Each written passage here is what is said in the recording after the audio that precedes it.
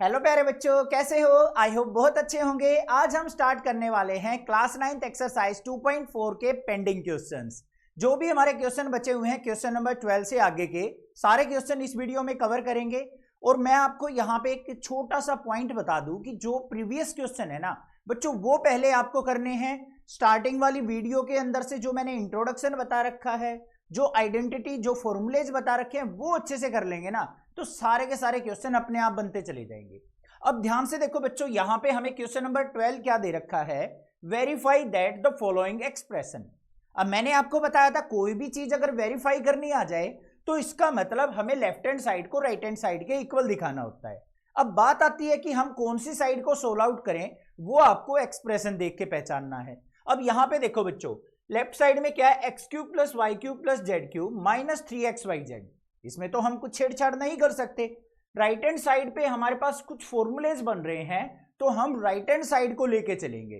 तो भाई right hand side पे फोकस करो, लिख लेंगे यहां पे right hand side equal to क्या होगी, ध्यान से देखो क्या दे रखा है, 1/2 एज इट इज लिख दिया into x plus y plus z into, यहां पे आ जाओ, एक्स माइनस वाई का होल स्क्वायर फॉर्मूला बन रहा है, खोल दो इसको, क्या हो जाएगा, x square plus y square minus का 2xy। फिर साइन किसका है, प्लस का साइन है। फिर y माइनस जेड का होल स्क्वायर लगा दो, क्या बन जाएगा बच्चों, y square plus z square और माइनस का 2yz। ये भी क्लियर, आगे चलते हैं। यहां पे z माइनस एक्स का होल स्क्वायर लगा दो, क्या बन जाएगा, प्लस में जेड स्क्वायर प्लस में एक्स स्क्वायर और माइनस में 2zx। बात समझ में आ गई या नहीं आ गई? कुछ नहीं किया है, बस राइट हैंड साइड पे मैंने यहां पे a माइनस बी का होल स्क्वायर तीनों का ओपन कर दिया।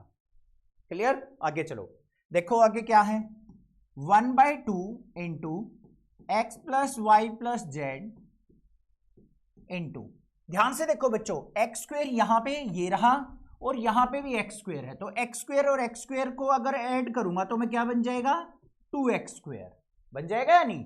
फिर ध्यान से देखो, ये वाई स्क्वायर है, ये और वाई स्क्वायर है, वाई स्क्वायर और वाई स्क्वायर को ऐड करूंगा तो क्या हो जाएगा, 2y स्क्वायर। ऐसे ही बच्चों जेड स्क्वायर और जेड स्क्वायर को ऐड करूंगा, ये रहा, तो मेरा क्या बन जाएगा, 2z स्क्वायर बन जाएगा। यहां तक क्लियर है? आगे वाली टर्म को यहां पे लिख दो, माइनस का 2xy, ये लिख दिया, फिर माइनस का 2yz और फिर लास्ट में माइनस का 2zx। इतना काम कर लोगे, कुछ अलग नहीं किया है, ठीक है। अब ध्यान से देखो बच्चों, जो ये हमारी टर्म आई है, ये पीछे वाली टर्म, यहां पे भी 2 है, ये भी 2 है, यहां भी 2, 2, 2, 2, सभी टर्म्स के साथ 2 है, तो मैं इस पीछे वाली टर्म में से 2 कॉमन निकाल सकता हूं, बाहर लेके आ सकता हूं ना, तो भाई बाहर ले लेता हूं। तो क्या आ गया, ध्यान से देखो, 1/2, यहां से 2 बाहर आ गया तो ये आ गया बाहर 2, अंदर क्या बच गया, x plus y plus z into x square plus y square plus z square minus का 2 बाहर जा चुका तो एक्स वाई, फिर माइनस का वाई जेड और माइनस का जेड एक्स। बात क्लियर है या नहीं है? अब कुछ बच्चों के माइंड में आएगा, सर ये 2 यहां पे लिखना चाहिए था आपको, यहां पे क्यों लिख दिया? बच्चों यहां लिख लो या यहां लिख लो, कोई दिक्कत की बात नहीं है तो मल्टीप्लाई में। अब यहां पे क्या किया मैंने, 2 से 2 को कैंसल आउट कर दिया, कर दोगे। अब ये जो टर्म बच गई मेरे पास, x plus y plus z into x square plus y square plus z square minus x y minus y z minus z x, क्या बन गया, फॉर्मूला बन गया हमारा, किसके इक्वल होता है, x cube plus y cube plus z cube minus 3xyz के इक्वल। तो बस यहां क्या लिख दूंगा अब मैं, x cube plus y cube plus z cube minus 3xyz, ये हमारा इस फॉर्मूले के इक्वल होता है। तो क्या हो गया, left hand side equal to क्या आ गई बच्चों, राइट हैंड साइड। लास्ट में लिख देंगे लेफ्ट हैंड साइड इक्वल आ गई हमारी राइट हैंड साइड के, और लास्ट में हैंड्स प्रूव। समझ में आ गया? हलवा था क्वेश्चन, कोई दिक्कत नहीं है। जिस बच्चे को फॉर्मूले आते हैं, ये आते ही आपके मन में लड्डू फूटने लग जाएंगे कि हो गया प्रूव, हो गया प्रूव, नंबर मिल गए पूरे। समझ में आ गया? इंपॉर्टेंट क्वेश्चन एग्जाम में पूछा जाता है, ध्यान दे लेना, मार्क कर लेना इसको। आगे चलते हैं, नेक्स्ट क्वेश्चन क्या दे रखा है भाई, question number 13, if x plus y plus z equal to 0, अगर एक्स वाई और जेड का सम 0 के इक्वल हो then sure that x cube plus y cube plus z cube equal होता है हमारा किसके 3xyz के। ये चीज पूछ रखी है। अब इसको मैं दो तरीके से करके दिखाऊंगा, जो आपको अच्छा लगे वो फॉलो कर लेना। देखो सबसे पहले हमें पता है कि x cube plus y cube plus z cube minus 3xyz किसके इक्वल होता है, ये फॉर्मूला होता है। अभी अभी पिछले क्वेश्चन में दिखाया था, ध्यान से देखो, यही तो था मेरा x plus y plus z into x square plus y square plus z square minus x y minus y z minus z x किसके, इसके इक्वल। यही चीज हम यहां पे दिखा रहे हैं आपको, ये आ गया। अब भाई आपको यहां पे देखो x plus y plus z की वैल्यू क्या पुट करनी है बच्चों, 0 पुट करनी है। तो इसका मतलब इस वैल्यू को 0 पुट करेंगे तो क्या आएगा, ध्यान से देखना, x cube plus y cube plus z cube minus 3xyz equal to, इसको 0 रखूंगा तो 0 मल्टीप्लाई, ये टर्म आ जाएगी x square plus y square plus z square minus x y minus y z और माइनस का जेड एक्स। क्लियर बात। अब बच्चों देखो 0 से अगर हम किसी भी टर्म को मल्टीप्लाई करते हैं तो रिजल्ट क्या आता है, 0 आता है। तो मतलब राइट हैंड साइड क्या बन गई, 0। तो यहां पे मेरे पास क्या आ गया, x cube plus y cube plus z cube minus 3xyz equal to किसके हो गया, 0 के। और इस टर्म को राइट साइड लेके जाऊंगा तो क्या आ जाएगा, x cube plus y cube plus z cube equal to 3xyz। यही चीज तो दिखानी थी हमें, ध्यान से देखो, यही चीज प्रूव करनी थी, हो गया, हैंस प्रूव। एक तो ये तरीका था। दूसरा भाई हमें पता है एक फॉर्मूला और, क्या लिखेंगे, वी नो, ये दूसरा मेथड है, क्या है, x plus y plus z, इसका अगर मैं क्यूब करता हूं तो वो किसके इक्वल होता है, इस टर्म के इक्वल, किसके, x cube plus y cube plus z cube minus 3xyz के। ये एक फॉर्मूला होता है, ठीक है। अब यहां पे x plus y plus z को मैं 0 रखता हूं तो लेफ्ट हैंड साइड क्या हो जाएगी मेरी, 0। तो देख लो यहां पे क्या हो जाएगा, ये 0 का cube equal to x cube plus y cube plus z cube minus 3xyz हो गया। तो इसको मैं इधर लेके आऊंगा तो क्या हो गया, 3xyz equal to x cube plus y cube plus z cube. ये चीज तो शो ऑफ करनी थी हमें, तो बस ये चीज हो गई भाई। ये मेथड यूज कर लो या ऊपर वाला कर लो, आई होप ये मेथड यूज करोगे आप, क्योंकि ये फॉर्मूला आप बार बार कर पढ़ते हैं, ठीक है। तो इसी को फॉलो करके आप इस क्वेश्चन को कर सकते हैं। अब यहां पे एक इंपॉर्टेंट बात सुन लो बच्चों, जो अगले वाला क्वेश्चन करने वाले हैं ना, वो इसी फॉर्मूले पे बेस है। क्या है, अगर x plus y plus z का सम 0 आता है तो हमारा x cube plus y cube plus z cube किसके इक्वल होता है, 3xyz के। ये आइडेंटिटी आपको याद रखनी है। तो देखो भाई कैसे करेंगे अगले क्वेश्चन को। हमें दे रखा है without actually calculating the cubes find the value of each of the following. Actual में आपको क्यूब नहीं निकालने हैं, फॉर्मूले की हेल्प से हमें यहां पे वैल्यू फाइंड आउट करनी है कि -12 का क्यूब प्लस 7 का क्यूब प्लस 5 का क्यूब किसके इक्वल होगा, रिजल्ट बताना है, ठीक है। ध्यान से देखो यहां पे हमारे पास क्या है बच्चों, -12 का क्यूब फर्स्ट पार्ट है हमारे पास, फिर प्लस में 7 का क्यूब, फिर प्लस में 5 का क्यूब। ये क्या होता है, ध्यान से देखो, इसको अगर मैं x मानू, इसको y मानू और इसको z मानू, क्या मानू बच्चों, x y और z, क्या, x cube plus y cube plus z cube किसके इक्वल होगा, 3xyz के इक्वल होगा अगर इन तीनों टर्म्स का सम 0 आता होगा। तो x की वैल्यू क्या है, -12, y की वैल्यू क्या है 7, z की वैल्यू क्या है 5। तो यहां पे ध्यान से देखो बच्चों, x की वैल्यू क्या है -12, y की वैल्यू क्या है 7 और z की वैल्यू क्या है 5। तो x plus y plus z check करो क्या आता है। यहां पे x की वैल्यू -12 प्लस 7 प्लस 5, तो क्या आ गया, -12 प्लस 12 इक्वल टू 0। इसका मतलब x plus y plus z का सम हमारा क्या आ गया, 0 के इक्वल आ गया। तो हम कह सकते हैं कि x cube plus y cube plus z cube किसके इक्वल होगा बच्चों, 3xyz के। होगा या नहीं होगा, पिछली आइडेंटिटी जो लास्ट क्वेश्चन में थी। बस इसी आइडेंटिटी को यूज करना है, आंसर आ जाएगा। अब देख लो यहां पे रिजल्ट कैसे निकलेगा, 3 मल्टीप्लाई एक्स की वैल्यू क्या है माइनस का 12, वाई की वैल्यू क्या है बच्चों 7 और जेड की वैल्यू क्या है 5। इसको कैलकुलेट कर लो, 12 3 जा माइनस का 36 हो गया, मल्टीप्लाई 7 5 जा क्या हो गया 35।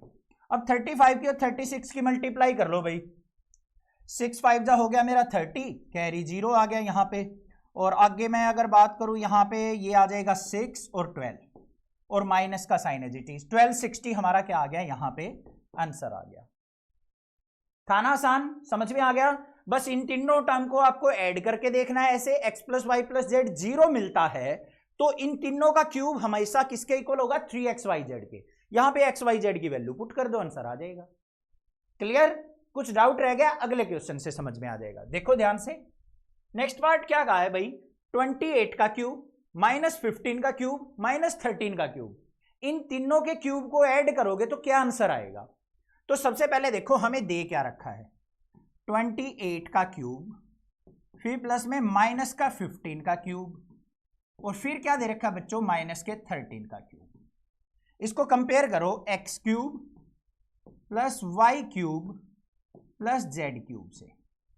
एक्स की वैल्यू क्या हो गई 28, वाई की वैल्यू माइनस 15, जेड की वैल्यू माइनस 13। तो यहां लिख लो एक्स की वैल्यू क्या है 28, वाई की वैल्यू क्या है माइनस का 15 और जेड की वैल्यू क्या है माइनस का 13। अब हमें क्या करना है भाई, x plus y plus z को चेक करना है कि वो 0 आएगा या नहीं आएगा। x की वैल्यू क्या है बच्चों 28, y की वैल्यू माइनस का 15 और z की वैल्यू माइनस 13।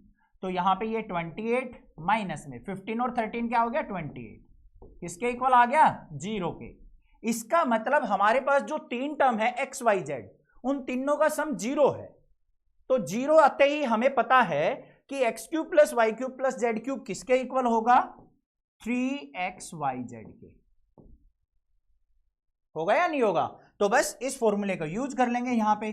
तो 3 मल्टीप्लाई एक्स की वैल्यू क्या है बच्चों 28, मल्टीप्लाई वाई की वैल्यू क्या है भाई माइनस का 15 और जेड की वैल्यू क्या है माइनस का 13। इनकी मल्टीप्लाई कर दो, वही इनका आंसर होगा। तो देखो यहां पे 28 की 3 से मल्टीप्लाई करते हैं, 3 8 जा 24, कैरी 2 84 हो गया। यहां पे आ जाओ, माइनस माइनस की मल्टीप्लाई क्या हो गई प्लस, और 15 की और 13 की अगर मैं मल्टीप्लाई करता हूं तो क्या हो गया भाई 15 10 जा 150, 15 3 जा 45, 195। अब 195 की और 84 की मल्टीप्लाई करेंगे तो हमारे पास फाइनल वैल्यू क्या आ जाएगी 16,380। ये हमारा आंसर आ गया। ठीक है, अब ये सोचोगे सर इनकी प्रोडक्ट आपने इतनी जल्दी कैसे लिख दी। भाई आपको सिंप्लीफाई करके देखना है, मैं बार बार पढ़ाता हूं तो मुझे याद हो जाती हैं कुछ वैल्यूज। ठीक है, तो इनकी कैलकुलेशन ये आएगी, कोई दिक्कत नहीं होनी चाहिए। ठीक है, होमवर्क दे दूं एक क्वेश्चन, चलो भाई होमवर्क लिखो भाई। यहां पे HW आएगा, हमें करना है भाई 17 का क्यूब प्लस में यहां पे माइनस 10 का क्यूब और यहां पे माइनस 7 का क्यूब। इसका आंसर आपको कमेंट करना है मुझे। ठीक है, इसी तरीके से फॉर्मूला यूज करते हुए, कोई दिक्कत नहीं होनी चाहिए, कर लोगे, ट्राई करना है। नेक्स्ट क्वेश्चन पे चलते हैं, क्या है give possible expression for the length breadth of each of the following. ध्यान से देखना क्या कहा है, हमें एक एक्सप्रेशन बनाना है किसके लिए लेंथ और ब्रेड्थ के लिए, of a rectangle in which their area are given by. हमें क्या दे रखा है रेक्टेंगल का बच्चों एरिया दे रखा है, उस एरिया की हेल्प से हमें एक एक्सप्रेशन बनाना है। अब कंफ्यूज मत होना कि ये एक्सप्रेशन क्या है, हमें बस जो हमें एरिया दे रखा है ना इसके अंदर से लेंथ और ब्रेड्थ की वैल्यू फाइंड आउट करनी है। अब देखो बच्चों, रेक्टेंगल जो होती है हमारी किस प्रकार से होती है, ये आमने सामने की साइड क्या होती है इक्वल होती है। ये मान लो हमारी क्या है लेंथ और ये हमारी क्या है ब्रेड्थ। तो इस रेक्टेंगल का अगर मुझे एरिया फाइंड आउट करना हो, एरिया कैसे होगा लेंथ मल्टीप्लाई ब्रेड्थ, ऐसे ही तो निकलता है। तो हमें बच्चों इस रेक्टेंगल का एरिया इस एक्सप्रेशन की फॉर्म में दे रखा है, एल्जेब्रिक एक्सप्रेशन की फॉर्म में। तो इससे हमें क्या करना है लेंथ और ब्रेड्थ की वैल्यू फाइंड आउट करनी है। कैसे निकलेगी, इसको फैक्टराइज करके। क्वाड्रेटिक इक्वेशन है, दो फैक्टर निकलेंगे तो वो दोनों फैक्टर ही हमारे क्या होंगे, लेंथ और ब्रेड्थ होंगे। वही रिजल्ट हमें निकालना है, वही हमारा एक्सप्रेशन होगा। चलो भाई देखते हैं। तो यहां पे हमें एरिया दे रखा है, सबसे पहले लिखेंगे एरिया किसके इक्वल होता है हमारा, लेंथ मल्टीप्लाई ब्रेड्थ। क्लियर बात है। क्या दे रखा है बच्चों, ध्यान से देखो, 25a स्क्वायर माइनस 35a और प्लस में 12, इसको फैक्टराइज करना है। अब बच्चों कोई भी हमारे यहां पे इंग्लिश अल्फाबेट दे रखा हो, एक्स स्क्वायर दे रखा हो, वाई स्क्वायर दे रखा हो, जेड स्क्वायर दे रखा हो, प्रोसीजर हमारा सेम रहना है। सबसे पहला काम क्या है, जो हमारा ए स्क्वायर है जिसकी डिग्री 2 है, उसका कोफिशिएंट क्या होना चाहिए, 1 होना चाहिए। अगर 1 नहीं है तो हमें क्या करना है, इस न्यूमेरिकल वैल्यू को लास्ट कांस्टेंट से मल्टीप्लाई कर लेनी है। इसको रफ साइड ले आओ, इसकी इससे मल्टीप्लाई करेंगे तो यहां पे क्या बचेगा, ए स्क्वायर, बीच में क्या बचेगा, माइनस का 35a, और लास्ट में प्लस में 12 की और 25 की मल्टीप्लाई करेंगे तो 25 10 जा तो 250 होता है, 25 2 जा 50, तो लास्ट में हो गया हमारा 300। ये रफ साइड हमारी क्या बन गई, क्वाड्रेटिक इक्वेशन बन गई। अब इसके फैक्टर निकालने हैं हमें। कैसे फैक्टर, हमें ऐसे फैक्टर देखने कि मल्टीप्लाई करे तो 300 आ जाए और ऐड सब्ट्रैक्ट करे तो बच्चों कितना आ जाए, माइनस का 35 आ जाए। ठीक है, कैसे, क्या फैक्टर होंगे, 20 और 15 हो गए, बिल्कुल सिंपल से। 20 और 15 को अगर ऐड करूंगा 35 हो गया, 20 और 15 की मल्टीप्लाई 300 हो गई। अब बात आती है इनमें से कौन सा पॉजिटिव लूं कौन सा नेगेटिव लूं। अब ये माइनस का 35 है, कैसे आएगा माइनस 35 भाई, माइनस का ही 20 लेना पड़ेगा और माइनस का ही 15 लेना पड़ेगा। माइनस 20 और माइनस 15 ऐड करो बच्चों, कितना हुआ, माइनस का 35, हो गई बात। माइनस 20 की माइनस 15 की मल्टीप्लाई करो, माइनस माइनस तो प्लस हो गया, और 20 की और 15 की मल्टीप्लाई 300 हो गई। आ गए फैक्टर माइनस 20 और माइनस का 15, तो भाई उनको हम यहां पे यूज कर लेंगे। ध्यान से देखो क्या है, 25a स्क्वायर, फिर माइनस का 20a और माइनस का 15a और प्लस में 12। ये हमारी रफ साइड है, ये बस फैक्टर निकालने के लिए होती है, उसको यूज नहीं करना है हमें। ठीक है, रफ साइड यूज करना है। अब भाई ध्यान से देखो, मैंने क्या कर दिया, स्प्लिटिंग द मिडल टर्म में माइनस 35a को ब्रेक कर दिया दो पार्ट में, माइनस का 20 और माइनस का 15। क्लियर। अब भाई पहली दो टर्म जो है आगे वाली, उनमें से देखो क्या कॉमन आ रहा है, ए इसमें भी है, इसमें भी है, एक तो ए कॉमन आ रहा है। यहां पे 25 को क्या लिख सकता हूं बच्चों मैं, 5 मल्टीप्लाई 5, छोटा सा लिखा है। 20 को क्या लिख सकता हूं मैं, 5 मल्टीप्लाई 4। तो भाई 5 इसमें भी है, इसमें भी है, तो 5 भी कॉमन आ रहा है, तो हमने क्या कर दिया, 5a कॉमन ले लिया। अब यहां से एक 5 चला गया तो बच गया क्या, 5, और यहां से बच गई a के। यहां से बच्चों 5 चला गया तो क्या बच गया, माइनस का 4 बच गया, ए भी बाहर जा चुकी। समझ में आई बात, दोबारा सुनो। 25 को क्या लिख दिया भाई, 5 मल्टीप्लाई 5। 20 को क्या लिख दिया, 5 मल्टीप्लाई 4। दोनों में कॉमन क्या है, 5 इसमें भी है, इसमें भी है, 5 कॉमन आ गया। ए इसमें भी था, इसमें भी था, ए भी कॉमन आ गया। यहां पे क्या बच गया, एक 5 बच गया, एक ए बच गया। इधर से 5 चला गया, ए चला गया, बच गया अकेला 4। क्लियर बात। अब आगे वाली टर्म में आ जाओ। 15 को क्या लिख सकता हूं बच्चों मैं, 3 मल्टीप्लाई 5 लिख सकता हूं। 12 को क्या लिख सकता हूं, 3 मल्टीप्लाई 4। ऐसे फैक्टर देखने के जिनमें कोई ना कोई कॉमन हो। तो यहां से कॉमन क्या निकल रहा है भाई, हमारा 3 कॉमन निकाल रहा है, तो हम क्या करेंगे, यहां पे माइनस का 3 कॉमन ले लिया। यहां पे क्या बच गया, 5 बच गया, और यहां से बच गया a। यहां से 3 चला गया और प्लस का साइन था तो माइनस बन जाएगा, और यहां बच गया 4। अब ध्यान ये देना, जो ये फैक्टर है ना वही ये आना चाहिए, तभी हमारा क्वेश्चन ठीक है, अदरवाइज गलत हो चुका। तो यहां पे हमारे पास वैल्यू क्या आ गई भाई, एक तो आ गई 5a माइनस 3, और दूसरी क्या आ गई, 5a माइनस 4। दो वैल्यू की मल्टीप्लाई आ गई ना, इनमें से एक लेंथ है, एक हमारी क्या है, ब्रेड्थ है। ये हमारा पॉसिबल एक्सप्रेशन आ गया, ये आंसर आ गया। अब आपसे पूछ ले कि भाई लेंथ और ब्रेड्थ भी बताओ कौन सी होगी, तो यहां पे आंसर दो तरीके से पॉसिबल होंगे हमारे। लेंथ कौन सी होगी बच्चों, हमें नहीं पता, दोनों को लिखेंगे। 5a माइनस 3 भी हो सकती है, और लिखेंगे 5a माइनस 4 भी हो सकती है। कोई भी एक वैल्यू हमारी क्या होगी, लेंथ होगी, और ब्रेड्थ कौन सी होगी, ध्यान से देखना, जब हमारी 5a-3 लेंथ होगी तो हमारी ब्रेड्थ कौन सी होगी बच्चों, 5a-4 होगी। और जब हमारी 5a-4 लेंथ होगी तो हमारी ब्रेड्थ क्या होगी, 5a-3 होगी। ये आंसर आ गया हमारा, अगर लेंथ और ब्रेड्थ भी फाइंड आउट करनी हो तो। समझ में आ गया, क्लियर है क्वेश्चन, कोई दिक्कत नहीं थी, मैंने अच्छे से डीपली बताया है इसको एक्सप्लेन करके। अगले वाले पार्ट पे चलते हैं, क्या है नेक्स्ट पार्ट पे। हमें एरिया दे रखा है भाई 35y² plus 13y minus 12, same as it is भाई। अब यहां पे ध्यान से देखो, एरिया किसके इक्वल होगा हमारा, लेंथ मल्टीप्लाई ब्रेड्थ। ऐसे ही हमें इसको फैक्टराइज करना है, उतार लो, नीचे लेके आओ इसको, 35y² प्लस में 13y माइनस में 12। अब बच्चों ध्यान से देखो, यहां पे y² का कोफिशिएंट 1 नहीं है, तो हमें क्या करना पड़ेगा, 35 को लास्ट वाली टर्म से मल्टीप्लाई करके रफ साइड बनानी पड़ेगी। तो क्या बन जाएगी, y², फिर बीच में प्लस में 13y और माइनस में 12 की 35 से मल्टीप्लाई करो, 12 5 जा 60, ये आ गया मेरा 420। क्लियर बात, बन गई हमारे पास रफ इक्वेशन।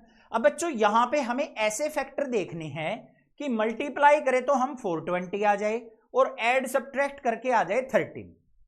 ठीक है, ऐसे फैक्टर देखने हैं। सबसे पहले हमने मान लिया एग्जांपल के तौर पे बच्चों 30 ले लिया एक फैक्टर, 31 लेंगे तो दूसरा कितना लेना पड़ेगा भाई, 17 लेना पड़ेगा, क्योंकि 30 और 17 का डिफरेंस ही हमारा 13 होता है।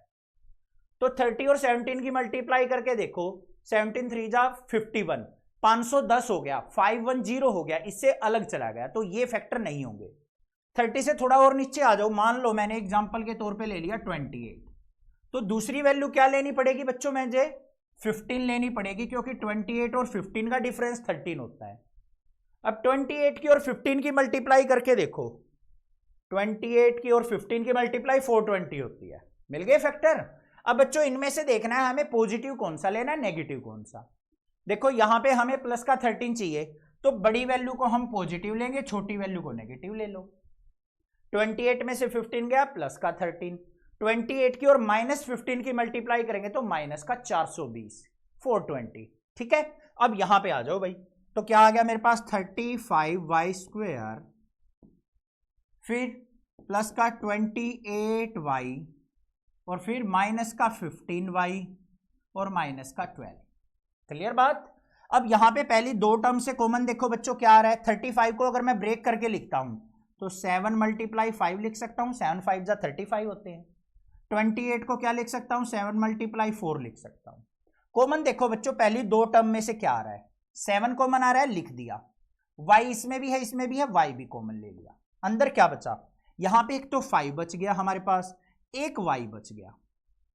इधर आ जाओ, 7 बाहर चला गया, y बाहर चला गया, तो क्या बच गया, प्लस का साइन 4 बच गया। क्लियर। अब दोनों में नेगेटिव साइन है तो माइनस बाहर ले लिया। अब भाई 15 के फैक्टर करो, जैसे पिछले में किए थे हमने, 5 × 3 और यहां पे 4 × 3, 3 दोनों में कॉमन है तो माइनस का 3 कॉमन ले लिया हमने। तो यहां पे क्या बच गया मेरे पास, एक तो 5 बच गया और एक y बच गया। यहां पे माइनस बाहर जा चुका तो प्लस का 4। अब ये देखो 5y + 4 यहां भी था, ये भी यही आया, इसका मतलब क्वेश्चन बिल्कुल ठीक है।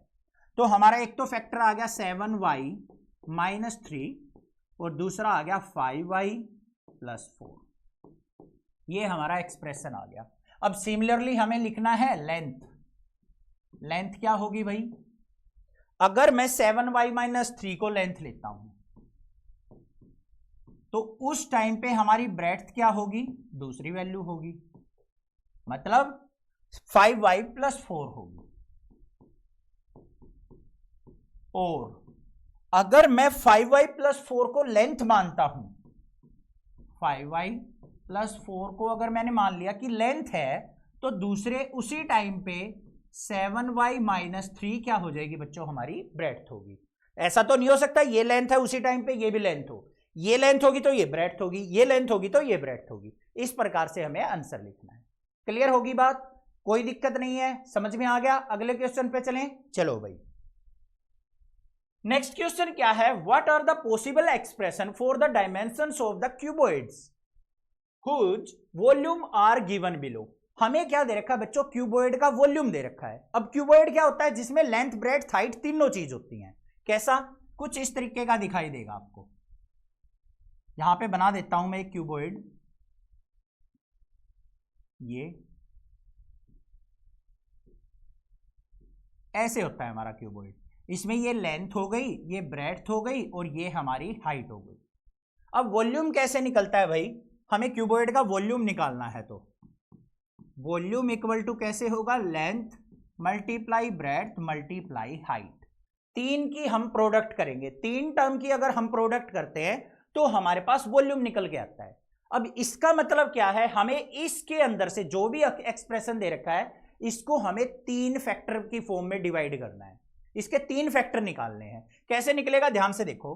हमें दे रखा है 3x² माइनस 12x। अब भाई देखो यहां पे 12 को क्या लिख सकता हूं मैं, 3 × 4 लिख सकता हूं या नहीं, लिख सकता हूं। तो यहां से मेरा क्या आ गया भाई, एक तो 3 बाहर आ गया, एक x बाहर आ गया। अंदर क्या बच गया भाई, 3 चला गया, x चला गया, तो एक x बच गया। यहां से x चला गया और 3 चला गया, तो क्या बच गया, -4 बच गया। ये आ गई मेरे पास वैल्यू। दोबारा समझो, 3 बाहर निकाल दिया, x बाहर निकाल दिया, तो 3x बाहर निकल गया।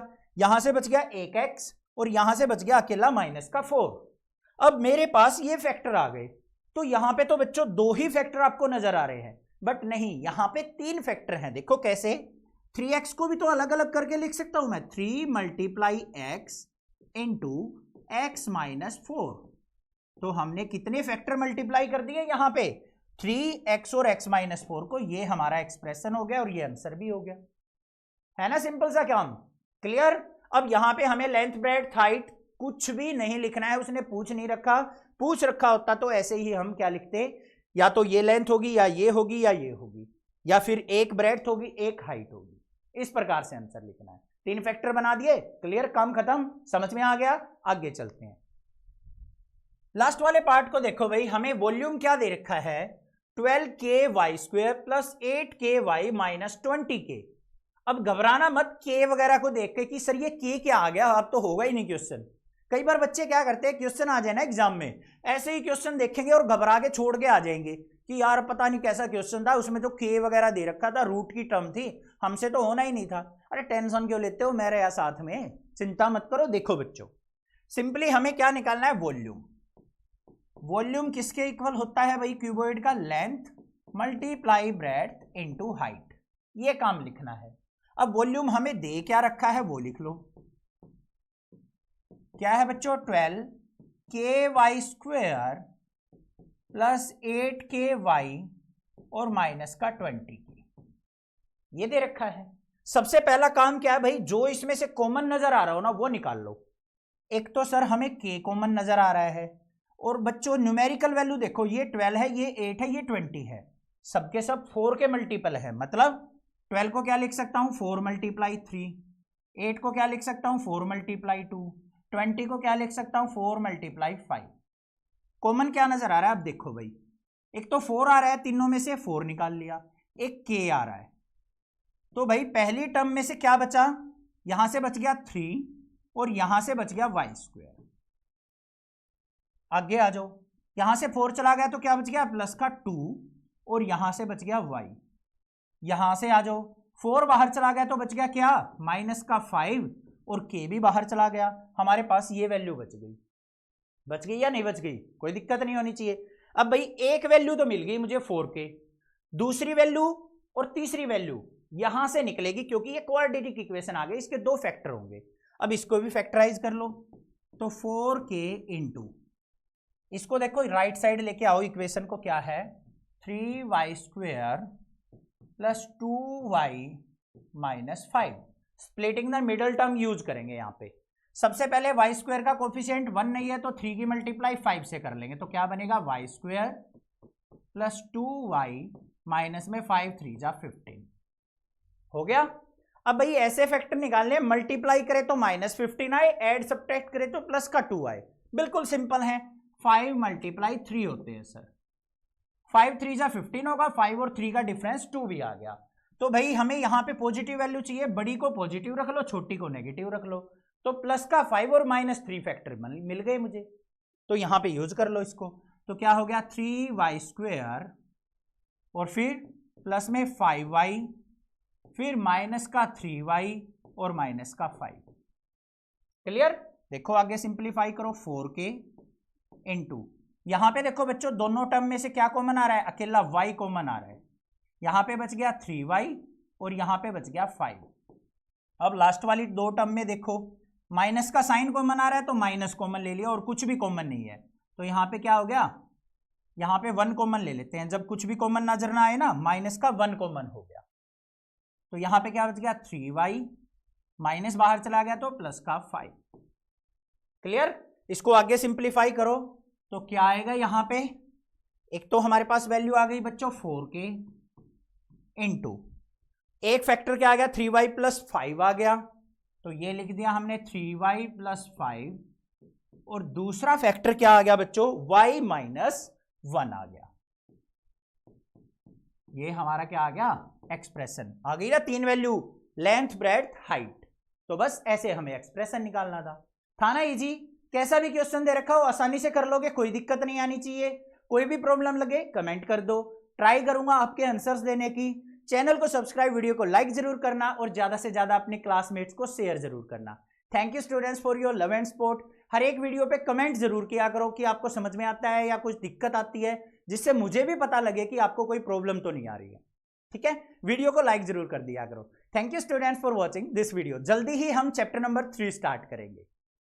Love you students.